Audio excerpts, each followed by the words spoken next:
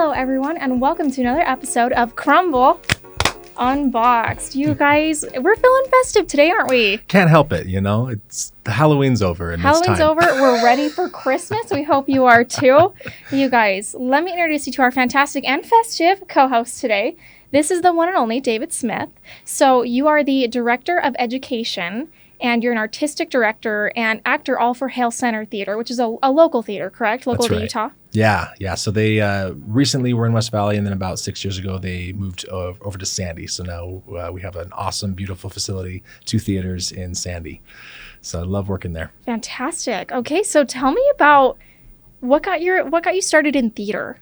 Well, I started a little later than some kids. I think a lot of kids, they kind of get started in elementary school. I was really big into sports when I was little and played soccer a lot. And then as I kind of shot up, I started playing basketball. But in high school, I got injured bad enough that I couldn't play the rest of the season. And so my brother dared me to audition for the school musical. Granted, my mom's family are all big musicians. And so I grew up playing piano and singing. And my mom made me do choir in high school, which I ended up loving. And my dad's side of the family are all dancers. My grandma taught dance around Utah for about 80 years. And so most people that learned how to dance learned from my grandma. Anyway, I started in high school and got hooked, and my drama teacher there was really supportive and saw something in me and stuck with me. And I stayed with it ever since and moved up here to go to school at BYU to study music, and ended up getting a job at the Hale Center Theater in Orem, and ended up working there for 18 years. And so I've kind of been with the Hale family now for 21, 22 years. So fantastic. Yeah. Okay, so it was a dare that ended up working out. You're glad it happened. Would So do it again. glad. Absolutely. 100%. Fantastic. Okay, and what was that initial role that you got? It was a Rodgers and Hammerstein musical. It was South Pacific. Oh, and I okay. played Lieutenant Cable. Awesome. And I was 14 years old, and I had to kiss a junior in high school, and I had never kissed anybody before. Okay, controversial. I remember because there's another couple in that show that are also romantically involved, and I remember watching them rehearse their scene and kissing on stage, and I was like, they're actually kissing. Did you know that they're? And they're like, oh yeah, you're gonna have to do that too. And I was like, what? And I remember walking into the set shop and having a full-blown panic attack because I had never kissed anybody before. So, but it ended up working out okay for me. Good. Fantastic. Well, we're glad to hear it. One question for you. Yeah. So what do you find that like involvement in theater, whether it's people who are acting, people who are designing, what does that do for children and adults? I have seen some wonderful miracles happen with kids. I mean, there's the obvious ones of gaining confidence in yourself, finding self. It's a team sport. You know what I mean? It's like doing anything. It requires you to collaborate and work with lots of people. And I find one big thing that happens is they get outside of themselves and they start to focus on how they can help buoy others. I think also finding your potential in the good that you can do is really great for them when they get an audience and they feel the reactions they get from audience members and they realize like, I created that. Yeah. I helped do that. I've seen so many people that the trajectory of their life changed drastically from being involved with theater. And we also have a technician program for youth that are interested in working backstage and helping to tell stories in different ways than just being in the spotlight, but helping to create the spotlight that shines on others. I've seen the same thing happen with them of realizing their creative potential and knowing what kinds of teaching they can do to others. My favorite is youth theater because adults will come expecting something cute, and kids teach them way more than they were expecting to be taught from the stories that they tell. So it's really cool. So another question, what has been the best role that you've the best performance, I should say, that you either directed or acted in? Oh, man. It's interesting. I feel like as I've kind of grown up through theater, theater kind of grows up with you, I feel like. And you continue to learn from it. And I feel like there's phases of my life that have really been powerful and meant a lot to me. There are those shows or those characters that I've played that will always stay with me, that they changed me in many ways. But I would say that recently some roles that have been really important for me is when I got the chance to play Jerry Lee Lewis in $1 Million Quartet. That role forced me to learn skill sets and pushed me in ways that I had never done before, because all of the characters play their instruments live on stage. And not only that, but playing someone who at the time is currently living on our planet and having to study him and his mannerisms and his style was a big challenge. And it's become one of the most fulfilling things for me because of the amount of work that it took to do that. Which is honestly, I think, one thing that I don't know if people really understand or get is it's a lot of times they think, oh, it's just fun to play. It's fun to go out and play a character, but like really diving into a role and creating a reality about that character, it takes a lot of studying and a lot of work. And when you really push yourself to figure out what you're capable of, there's nothing more fulfilling than that. I think that's the coolest thing. And so getting to do that role was pretty awesome. Okay, so we've talked past roles. I want to talk current roles. So Sure. You guys are putting on the production of Elf, which is a holiday movie classic every year for lots of people out there. Sure. And you're playing Elf, I hear. I am. I'm playing Buddy the Elf. Yep. Fantastic. What's that been like?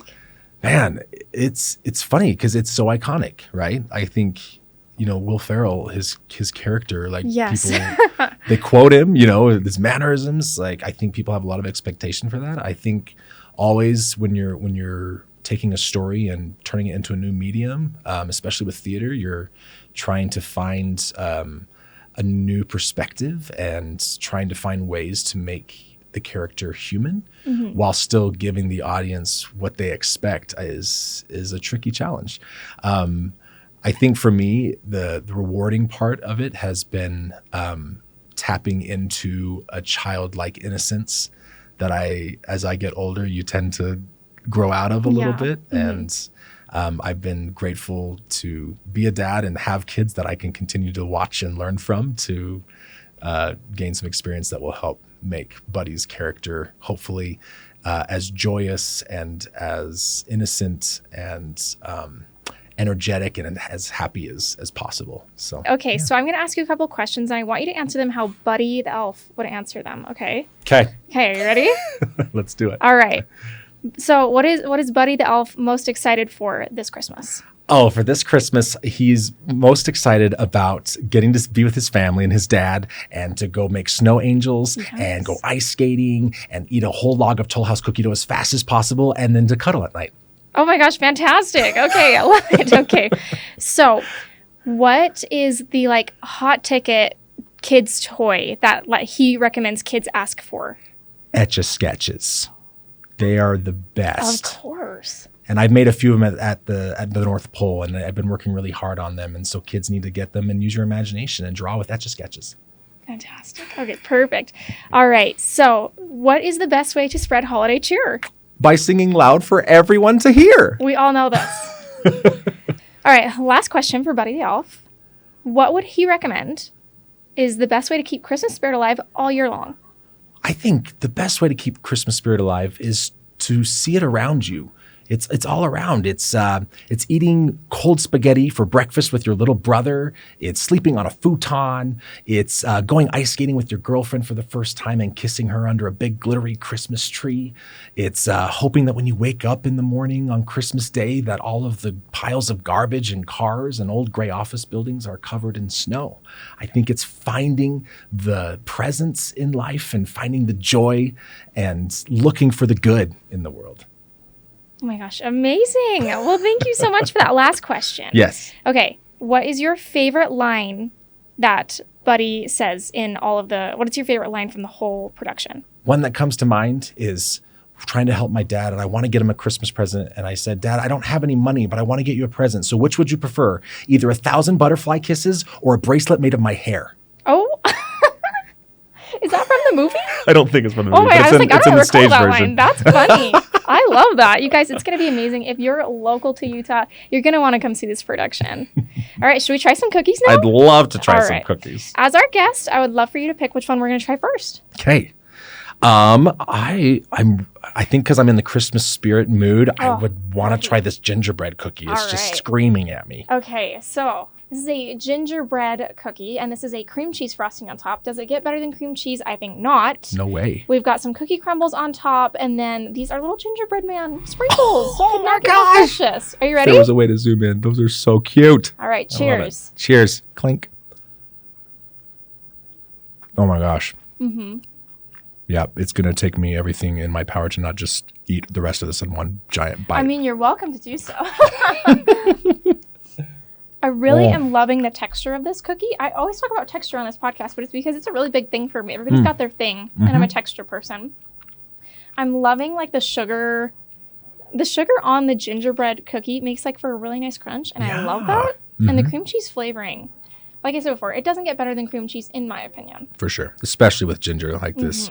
And you're right, like after that crunch and then going into the soft chew after that is delightful. It is really good. I want to change my answer. This is the best way to spread Christmas cheer. Yes, it is. Is by eating gingerbread cookies for all to hear. Yes. Just kidding. We love it. Okay, so on a scale of 1 to 10, what would you rate this cookie? I mean, this is going to be high for me for sure. Love I it. would say that this is a 9. Oh, that's a very good score. Yeah, I'd say this is probably becoming one of my favorite cookies. It's for really good. Let's try one of our new cookies. As a reminder for all of our listeners out there, every single week for the remainder of the year, we are putting a new cookie on the menu. We actually have 2 new cookies this week. So let's go ahead and try this chocolate crumb cake. So this is it's usually served warm. It's a chocolate and cinnamon cookie. Ooh. And this is a chocolate glaze on top and then a fudge streusel. I mean... Wow. Amazing, right? It's like poetic. It's like, yeah, it seems like an episode of How I Met Your Mother when the guy's describing his perfect hamburger. Like, yeah, that's what this is. Amazing monologue from you just now. It's, I'm throwing it everywhere, so I better eat it. It's different. In like a good way. Yeah. No, interesting. Yeah. The dust on top kind of gives it a little bit of like a Godiva kind of a feel with the chocolate. Interesting for me. I love chocolate. I would say that it's not like I just like love to eat lots of chocolate at once. And I do like the swirl that we have underneath that streusel kind of a feel. The chocolate, definitely that first bite of chocolate it's a great amount of chocolate between the powder and the chocolate topping. So yeah, I am loving the mixture of cinnamon in this. Like the chocolate and cinnamon together is a beautiful pairing in my personal opinion. I need to try it again because I didn't quite get the cinnamon in there. Yeah, it's like very slight. You got to be looking for it a little bit, but it's like this nice, just like little hint of cinnamon. Just a tiny bit of spice in there. Yeah, I can feel that. Sure. Yeah. Oh, I'm gonna give this a 7.5. Really, really good. Nice.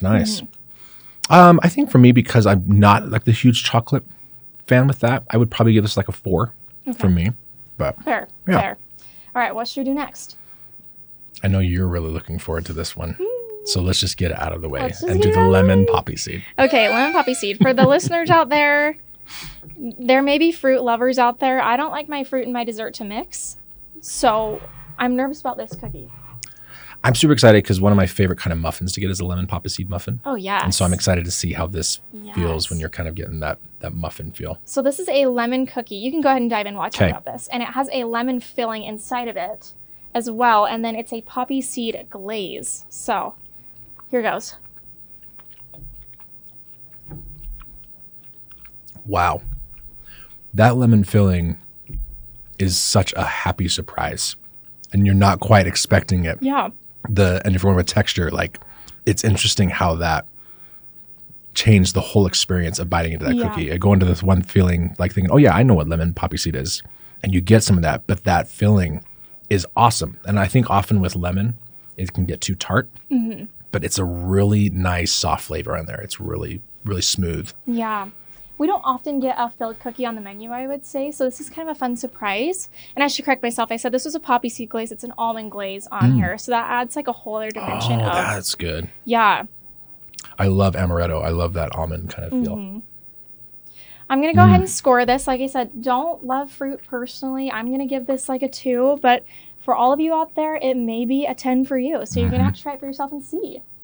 Delicious. I love it. I would probably give it anywhere between a 6 and a 7. Perfect. So fantastic. Really nice. I would share that with friends for sure. Yeah. All right. We're halfway through our journey. What should we do next? Ooh, your choice.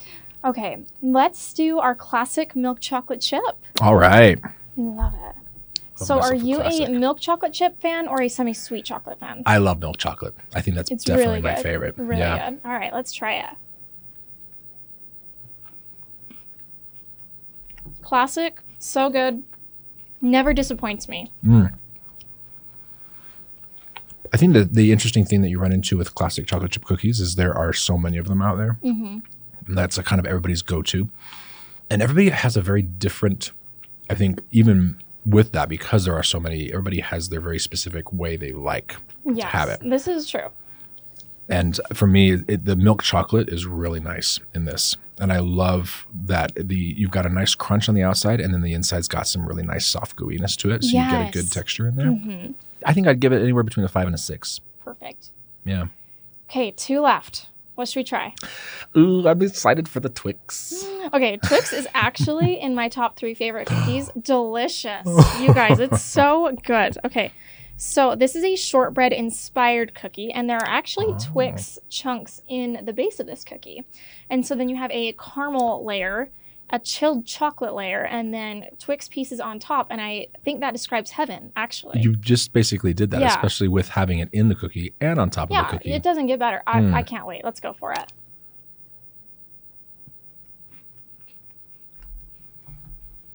An 11, thank you. I don't need to explain. I'm right there with you. Holy cow. It's so good. The shortbread style underneath is really complements it super well. I love it. It really actually allows you to focus more on the caramel and it actually, I think, in a way enhances the flavors you get from a Twix bar. Yes. But gives you that feeling of that soft, warm cookie to it. And the shortbread cookie is a perfect choice with that. So good, right? Yeah. My favorite part of this cookie is the caramel. It has a consistency that feels like candy to me. Yeah. And I think the best way to eat this cookie, so tip for all of you out there if you haven't done this, chill it. And I think with the hard chocolate, if it's chilled, I think is so, so yummy. That totally makes sense, because one of my favorite ways to eat a Twix is like out of the freezer. So, yeah. Yep, 11, thank you. I mean, if I can score that high, I'll be there with you. This is it's definitely so, my favorite on the table. So good. So good. All right, but we shouldn't count out this last cookie, you guys. It's also new, so super exciting. So this is the chocolate raspberry truffle, and that just sounds fantastic. So this is a chocolate base, and then we have a chocolate cream cheese frosting, which is a nice mixture. Oh, nice. Raspberry filling on top. Like I said, don't know how I feel about fruit mixing with my dessert, but this feels better to me for whatever reason. I'm excited. Surprisingly so good. There's something about, and you said it's a raspberry on top, right? The raspberry with chocolate, that always seems to go well together. You're absolutely right. Most fruits don't, but that complements each other so well. And as you know from the last one, like chocolate, and this is all chocolate, isn't usually my thing, but man, the combination of that raspberry with it is delicious. I am loving the chocolate cream cheese frosting because it's a bit more dynamic than like your standard chocolate frosting, your standard cream cheese frosting. I'm loving the mixture of those. Really quite good. I would give this a 9. Wow. Unexpected for me because, like I said, only fruit, but it really, really good. Wow. Yeah, I think for me, it's a solid 7. And again, that's saying a lot, because with chocolate, this is just really well made. And you find even after the aftertaste has got a nice salty taste to it, which is really cool. So. All right, everybody, you're going to want to go out and grab yourself a box of these cookies, specifically this gingerbread cookie. Like we said, your Christmas experience is not complete without this cookie, and Buddy the Elf recommends it. So I'm not sure you can get a better endorsement than Buddy the Elf, right? Not at all.